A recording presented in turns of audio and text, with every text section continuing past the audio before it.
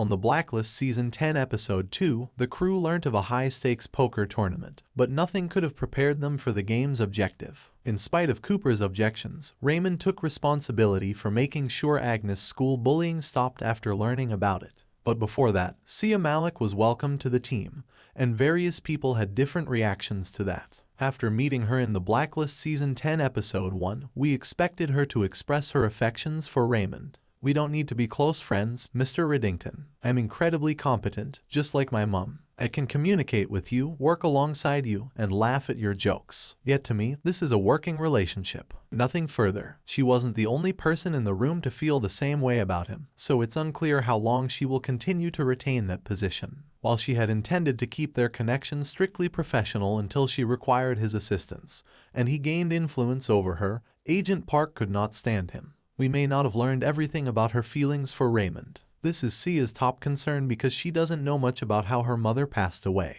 There is no doubt that anything she learns will involve Riddington because Raymond is ultimately responsible for everyone who has perished in this program. And honestly, Mira would have had a long and prosperous career if Raymond had never done what he did in the Blacklist Season 1 Episode 1. That single deed was the catalyst that set everything in action, leading to Mira getting stabbed until now. Sia was unaware of the magnitude of the accommodations required when serving on this task force for Raymond. Donald knows how it is from personal experience. With this employment, you have no idea what you're letting in. He behaves in this way. He doesn't mind going out on a limb for someone because that is how he does business. Agent Malik, there is no line he won't cross. When you figure that out, I'll be there. He was the founding member of the group that opposed Raymond. In the early seasons, he might have happily locked Raymond up and then moved on with his life. He had developed an addiction as a result of his ongoing moral conflict. Sia had been warned, but regrettably, some lessons must be learned via experience. Sia will have either reconciled with the status quo or interred Raymond in an unmarked grave if she survives. And Raymond, to his credit, was honest with himself. He was right when he assumed they wouldn't be best friends with Sia. He is so skilled at masking his emotions that it is impossible to know how he felt. Raymond, if she's anything like her mother, she'll be a keen asset with a discriminating eye.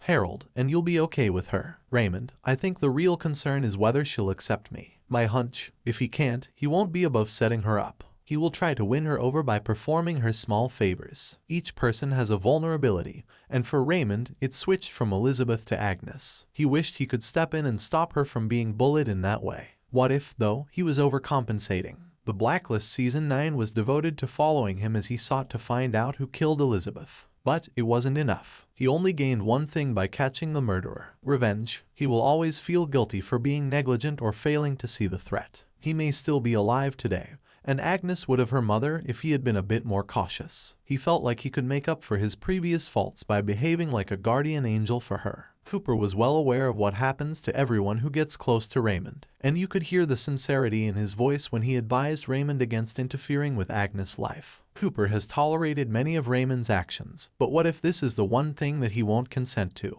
Wujing continued to make plans to eliminate Raymond, but a war cannot be waged without weapons. Wujing was in trouble because he had been acting covertly for months by asking for favors or occasionally using blackmail. Yet, a guy cannot survive just on blackmail. Only with a deep pocket. One had to agree that Annika had come up with a really clever way to move money. Greed, however, got the better part of her, and it was her undoing. Raymond and Wujing had the chance to assess one another when the whaler placed them in the same space and across from one another. We couldn't see it, but a fight was being fought before our eyes. Although Raymond might have come out on top, the battle was far from done. I completely understand who you are. I'm going to be the end of you, and soon enough the rest of the world will realize it as well. Wujing had already retrieved a few $1,000,000 before they arrived. With that sum, he might cause some serious harm. Wujing, however, had no intention of killing Raymond. They didn't have guns, but there were plenty of weapons in that room. His long-term goal is to ruin Raymond's reputation in the criminal underworld, break up his alliances, and expose him.